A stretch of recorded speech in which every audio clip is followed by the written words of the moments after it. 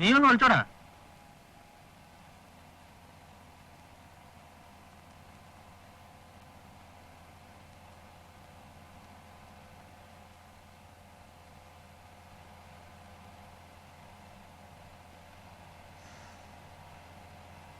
തനി കമലാക്ഷമ്മയുടെ മണം. അവളെങ്ങനെ ഇപ്പോ? നീ അടുത്തെങ്ങാനും? നല്ല കാര്യായി. ഒരു ബീഡി കൊടുത്ത പാട്ടും പാടിയിരുന്ന പാർട്ടിയായിരുന്നു. സാരിയും സ്പ്രേയും ഡണ്ണിലും ഒക്കെ കൊടുത്ത് നിങ്ങളൊക്കെ കൂടി നശിപ്പിച്ചു. എന്നെയൊന്നും അവൾക്കിപ്പോ പിടിക്കില്ല. അവൾക്കിപ്പോ ദുബായ് വേണം, ദുബായ്.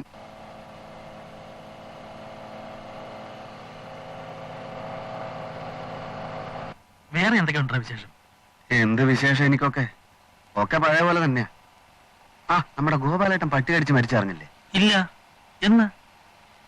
ഒരു 2 ആഴ്ചയായി. കഷ്ടായി. പട്ടിയാണോ സുശീലടുത്തിയാണോ കടിച്ചതെന്ന് അറിയില്ല. ഏതായാലും കുരച്ചു കുരച്ച് ചത്തു. പാവം. കല്യാണം കഴിഞ്ഞിട്ട് 2 വർഷം ആയിട്ടില്ലല്ലോ. ആ പെണ്ണിന്റെ ഒരു കഷ്ടകാലം. ആരായനെ അവർക്കൊക്കെ ഉള്ളത്. നീയൊക്കെ ഇല്ലടാ എന്ത് സഹായം വേണമെങ്കിലും ചെയ്യാൻ. അതാ പിന്നെ അവർക്ക് ആകെ കൂടി ഒരു സമാധാനം. ജോണേട്ടാ, ഒരു ഉഗ്ര സാധനത്തിന് ജോണേട്ടന്റെ അപ്പൻ വീട്ടിൽ വിളിച്ചുകൊണ്ട് നിർത്തിയിട്ടുണ്ട്. കൊറേ കാലം കഴിഞ്ഞ് മരുഭൂമിന്ന് വരികയല്ലേ, അപ്പനറിയാടാ അതിന്റെ ഒക്കെ ഒരു വിഷമം. ഒന്നുമില്ലെങ്കിലും ഈ പ്രായം കഴിഞ്ഞ് വന്നതല്ലേ മൂപ്പരും. തള്ളയാ സത്യം. കഴിഞ്ഞ തവണ വന്നപ്പോഴും അതെ, എങ്ങാണ്ടൊന്നും ഒരു വലിയ പിടിച്ചോണ്ടിരിക്കും. ഈ അപ്പനെ കൊണ്ട് തോറ്റു. വെറുതെ ഇവർക്ക് കാശ് അയച്ചു കൊടുക്കുന്നത്. ഒരു സയൻസും ഇല്ലാത്ത പാർട്ടീസ്. കുഴപ്പമില്ല ജോണേട്ടാ, 17 വയസ്സുള്ള തള്ളയാ.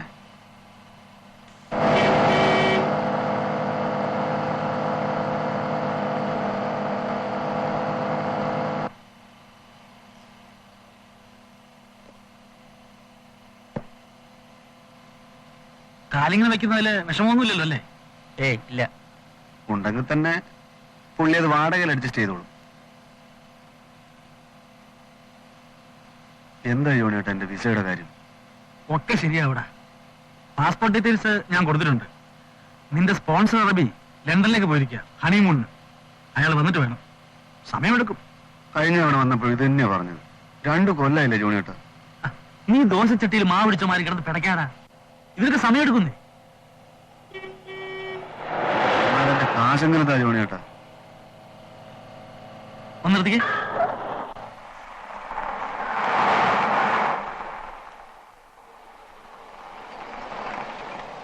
ഗോപിട്ടല്ലേ ഇത്?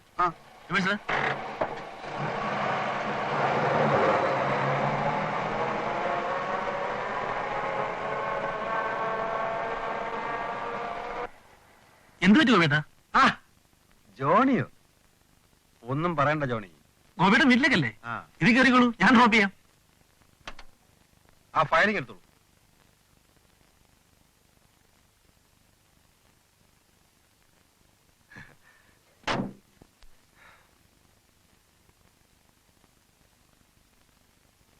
നീ ശരിയായി കൊണ്ടുവന്നാ മതി.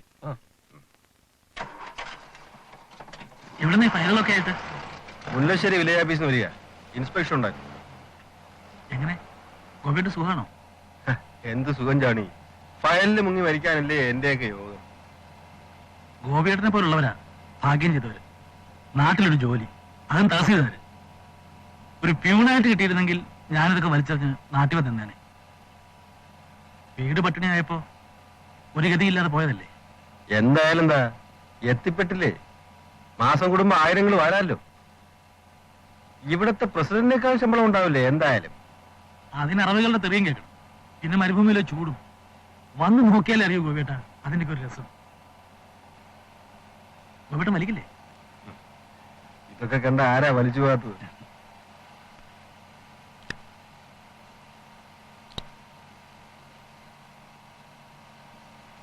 ജോണി പോയിട്ടിപ്പോ ഒരു 3 കൊല്ലമായിട്ടുണ്ടാവില്ലേ? 3 അല്ല 5. അതിനിടയ്ക്ക് ഒരിക്കലും നാട്ടിലൊന്ന് പോയി അല്ലേ? അത് വെറുതെ വിസ മാറ്റാൻ വന്ന. അത് ശരി. ഗോപിയേട്ടൻ എന്നാ സർട്ടിഫിക്കറ്റ് തന്ന കാരണം നല്ലൊരു ജോലി കിട്ടി. അവർ തന്നെ വിസയും തന്നു. ഇപ്പൊ എന്തിലാ? ഒരു ഓയിൽ കമ്പനിയില്ല. ജോലി ഗോപേട്ടൻ ഇറങ്ങില്ലേ? ഞാൻ ഇവിടെ ഇറങ്ങാം. ഒന്നിടത്ത്